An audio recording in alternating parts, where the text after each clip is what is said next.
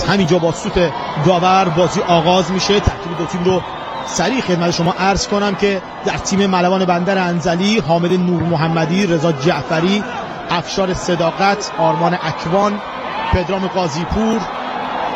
ببینیم از این توپ چگونه استفاده خواهند کرد بازیکن تیم ملوان. داخل محوطه جریمه فرصت هست برای ملوان و توپی که در اختیار میگیره علیرضا جعفرپور.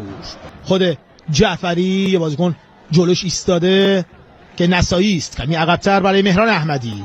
مهران به میانه میدان، حسین صادقی و توپی که آرام آرام از کنار دروازه جعفرپور به بیرون میره. یه بار دیگه از سمت راست زمین تیم شمس آذر، بازیکن تیم شمس آذر صاحب توپ هستن. عیسی مرادی و توپی که به خوبی دریافت کرد پورعلی. حالا به چپ میبره توپ رو برای قاضی پور. خود قاضی پور توپی که از همونجا فرستاده میشه و توپی که به بیرون میره. ضربه سری که زده شد و توپی که به بیرون رفت. چی گفت؟ یکی از بهترین موقعیت‌های تیم ملوان. کمی عقب‌تر جعفری توپ رو حالا به راست میبرن بازیکن تیم ملوان. میتونه موقعیت خوبی رو اونجا ایجاد کنه. اکوان، خود اکوان به راست میبره توپ رو. یه توپ عالی از بازیکن تیم ملوان، توپی که باز هم گل نشد و حالا از این سمت سانتی انجام میشه داخل محوطه جریمه. فرصت هست برای بازیکن تیم ملوان و باز هم برگشت توپ. کماکان موقعیت هست. اکوان داخل محوطه جریمه، ایدی روی زمین میفته، ایدی و توپ از دست میده. حالا ضد حمله برای شمس آذر قزوین. عیسی مرادی، خود مرادی، سه بازیکن ایستادن جلوش و توپی که به گل تبدیل میشه. گل رو علی اصغر اعرابی میزنه. غفلت مدافعین تیم ملوان در دقیقه 54م. این صحنه آهسته است که میبینید. شوتی که زده شد، صداقت توپ رو دفع کرد. ببینید یک بار دیگه این صحنه رو. توپی که دفع کرد شمس آذر، برگشت توپ از مدافعین تیم ملوان. دوباره شمس آذری صاحب توپ هستن. اعرابی، خود اعرابی کمی عقب‌تر، یه شوت. باز هم موقعیت هست برای بازیکن تیم شمس آذر. خطرناک بود این توپ. چگونه استفاده میکنن؟ ضربه‌ای که فرستاده میشه پدرام قاضی پور.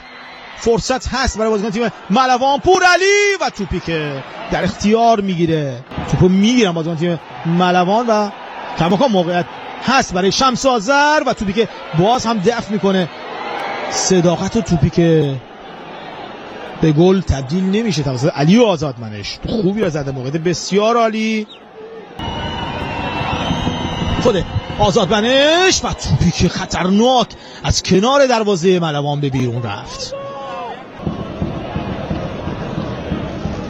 دوباره در میانه میدان بازیکن تیم شمس آذر صاحب توپ هستن. توپی که حالا میشه به رحمان جعفری و صداقتی که توپ رو کمی دور کرد و گل دوم حالا اینجا به ثمر میرسه. اعرابی گل دوم خودشو، تیمش رو به ثمر میرسونه. علی اصغر اعرابی. ببینید این صحنه رو. میگه رحمان جعفری زد. اینجا رحمان جعفری توپ رو زد و در برگشت یک کارت قرمز رو حالا مستقیم میده به مربی تیم شمس آذر. ببینیم رضا جعفری از این توپ چگونه استفاده میکنه. خود رضا جعفری کماکان صاحب توپ، دروازه خالی است و توپی که از روی خط دروازه بیرون میکشه. بازیکن تیم شمس آذر کماکان صاحب توپ هستن. پدرام قاضی پور بیاد به راحتی این توپ رو در اختیار میگیره. حالا ببینید از این توپ چگونه استفاده میکنه. یه شوت از بازیکن ملوان و میلاد شعبانلو که توپش به بیرون میره. میلاد شعبانلو رو به عقب بیارن توپ رو برای باقری. سانتر باقری، ضربه‌ای که رنجبری میزنه، خود رنجبری و این توپ هم به گل تبدیل نمیشه.